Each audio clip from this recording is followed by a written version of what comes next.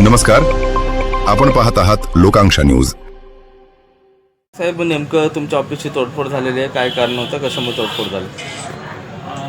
मी एका कार्यक्रमात होतो। त्या कार्यक्रमामध्ये आम्ही जेवण वगैरे करून मी आणि सोबत होतो। त्या कार्यक्रमात जेवण करून आम्ही इथं ऑफिसपाशी आलो तेव्हा बाहेर इलियास भाया नगरसेवक आणि सादेक मेंबर बालेपीरचे हे दोघं आपसामध्ये वाद घालत होते। त्यानंतर मग त्यांनी इर्शाद भाईला फोन केला, इर्शाद भाईला तिथं बोलून घेतलं। नंतर बाहेर जे किरकिऱ्या चालू होते म्हणून आम्ही आणि निजामभाई म्हणलो की बाहेर किरकिऱ्या करण्यापेक्षा आपण ऑफिसमध्ये बसून तुमचं जे आहे तर आपसामध्ये मिटवा। तर आम्ही ऑफिसमध्ये बसून हे मिटवणुकी चालू होती। मिटवणुकी चालू असताना बाहेरचे काही अजून पोरं आले, आता ते कुणाचे आले माहीत नाही, पण ऑफिसमधून जे पोरं आले या समोरच्या गेटमधून त्यांनी ऑफिसमधले काही काच वगैरे, कम्प्युटर वगैरे, खुर्च्या वगैरे तोडले। आणि बीड शहरामध्ये असा गैरसमज पसरला की ते भांडण जे आहे तर माझे स्वतःचे वैयक्तिक आहे, माझं या भांडणाशी काही संबंध नाही।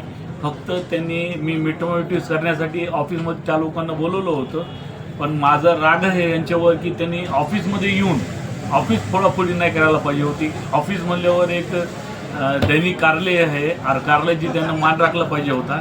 म्हणून मी दैनिकामध्ये त्यांनी हमला केला म्हणून मी जे कोणी CCTVमध्ये आढळतील त्यांच्यावर मी कायदेशीर गुन्हा दाखल करणार, कारवाई करणार। आणि कुणीही गैरसमज करून सिटीजन कार्यालयाकडे येऊ नये। इथलं सगळं शांततेत आहे। पोलीस प्रशासनाला सगळ्यांनी साथ द्यावी, गर्दी करून उगाच वातावरण खराब कुणीही करू नये, एवढीच सगळ्यांना विनंती। तुम्ही नगराध्यक्षांचे जावई आहेत, त्यामुळे जाणीवपूर्वक अशी तोडफोड झाली अशी चर्चा हे भांडण राजकीय नाहीच आहे। हे बालेपीरमधले एका प्लॉटवर झालेले भांडण आहे। हे प्लॉटचा वाद आहे, ते आपसातच होता, पण ते आपसामध्ये मतभेद वाढत गेला, पण राजकीय याच्यामध्ये कसलाही काही नाही आहे। याच्यामध्ये तक्रार देता तुम्ही? हो, तक्रार 100% देणार, कारण त्यांनी जे हमला झाला ते जे काही तोडफोड झाली ती दैनिकाची काय नुकसान झाली। झालं? संपादक या नात्याने मी त्यांच्यावर गुन्हा दाखल करणार। काय नुकसान झालं?